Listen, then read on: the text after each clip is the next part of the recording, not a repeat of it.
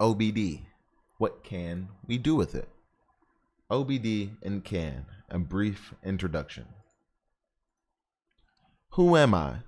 Xavier D Johnson, also known as Infinite on Twitter, born and raised in the Motor City, hacking since 12 years old, first mentor, organizer of DC 313, director of MySec Detroit, and show host at How They Got Hacked.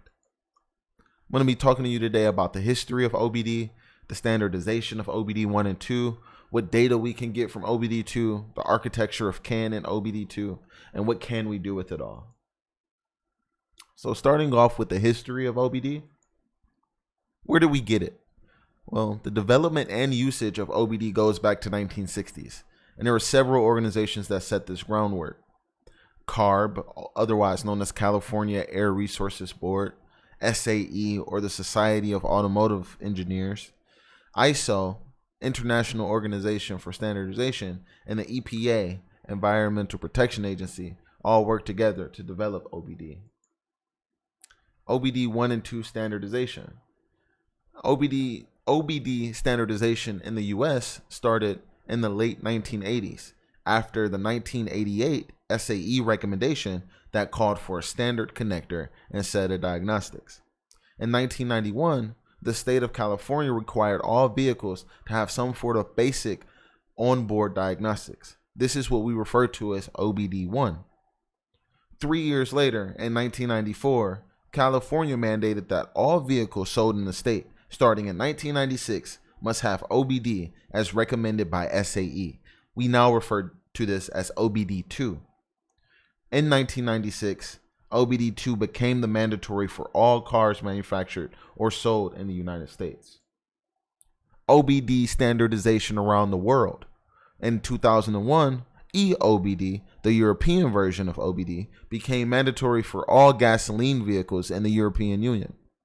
By 2003, EOBD became mandatory for all diesel vehicles in the EU. And starting in 2008, all vehicles in the US were required to implement OBD-II through a controller area network, as specified by ISO 15765-4. What data is accessible from OBD-II? OBD-II provides access to status information and diagnostic trouble codes, otherwise known as DTCs.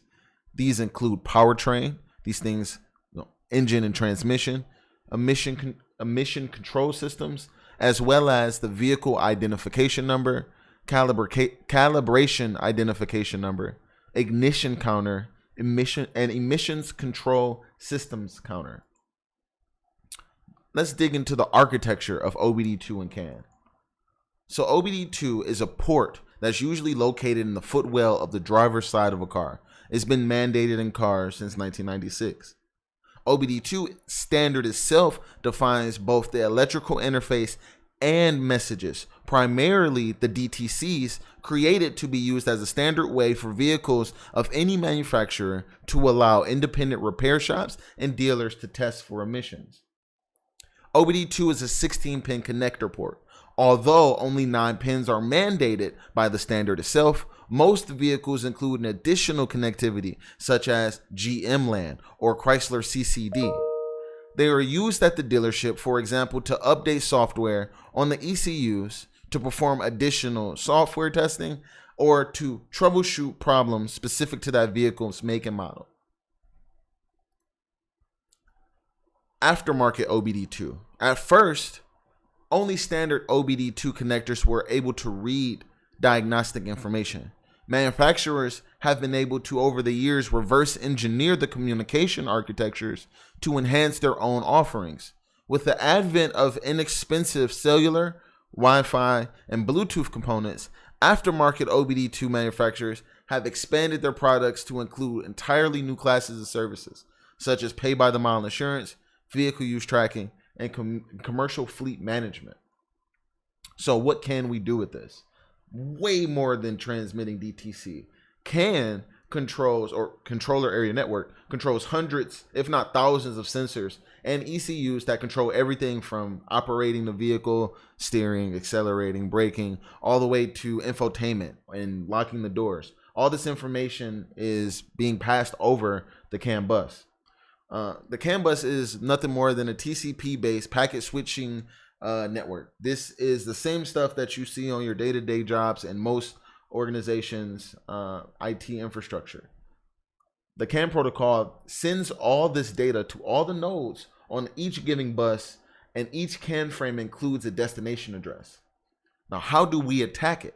Well, OBD-II aftermarket devices can potentially retrieve CAN traffic from outside of the vehicle from something like a Wi-Fi connectivity and pass it through unfiltered internal CAN bus through OBD-II ports. So nodes inside of the CAN network on the CAN bus are expected to ignore traffic that's not addressed to them, but CAN frames don't have source addresses. So there's no way for you to be able to tell legit data from spoof data. This is where our journey begins as security researchers, and for us to be able to go and continue to reverse engineer these protocols to understand exactly what's happening over these CAN buses, for us to be able to use things such as OBD-II, potentially leveraging connectivity that's being built into the vehicles, such as Wi-Fi or Bluetooth, for us to be able to utilize those connectivities and to leverage that to further attack. Thank you. And if you have any questions, please don't hesitate to reach out. My Twitter is infinite, and take care.